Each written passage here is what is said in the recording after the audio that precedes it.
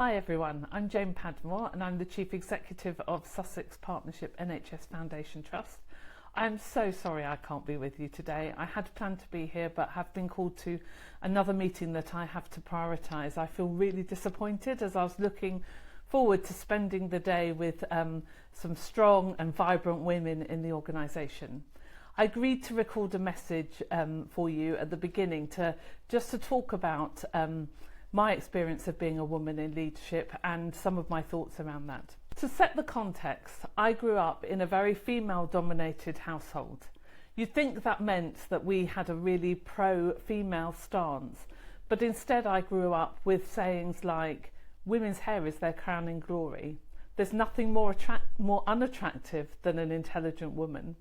And my grandfather agreed to babysit for us, but only if it meant that my mother wouldn't work.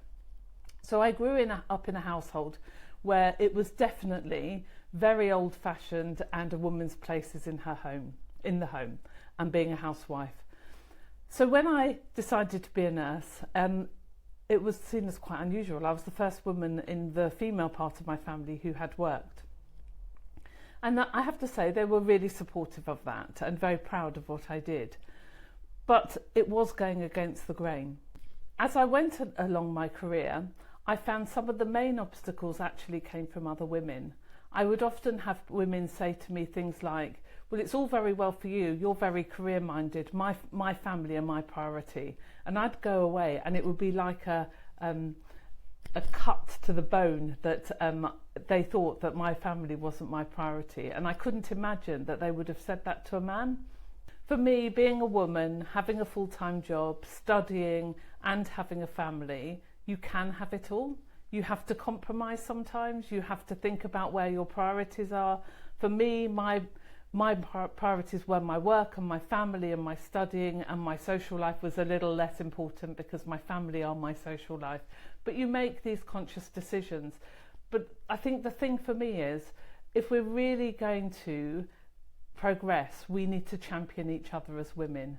We need to think about how we are supporting women to fulfill their potential, how we champion them in the workplace and not judge them for the decisions they make. The theme of today is accelerate action. I put a challenge to you. To accelerate action, we have to champion each other, speak positively about each other, not bitch behind each other's backs, not gossip, but actually talk about each other and each other's successes in a positive way. Really be optimistic about what we can achieve as women, and we will see progress.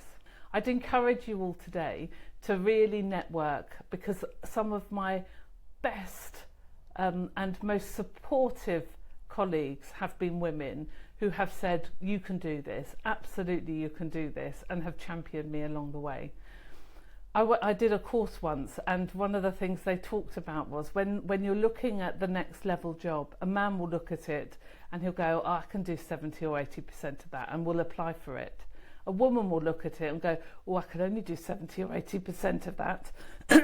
I'll wait till I can do 100%. You're never going to find a job that you can do 100%. Think of it as a development opportunity, and then surround yourself with other women that can champion you and support you and help you find those skills. So use the data network, enjoy it, and I look forward to hearing all about it. Thank you.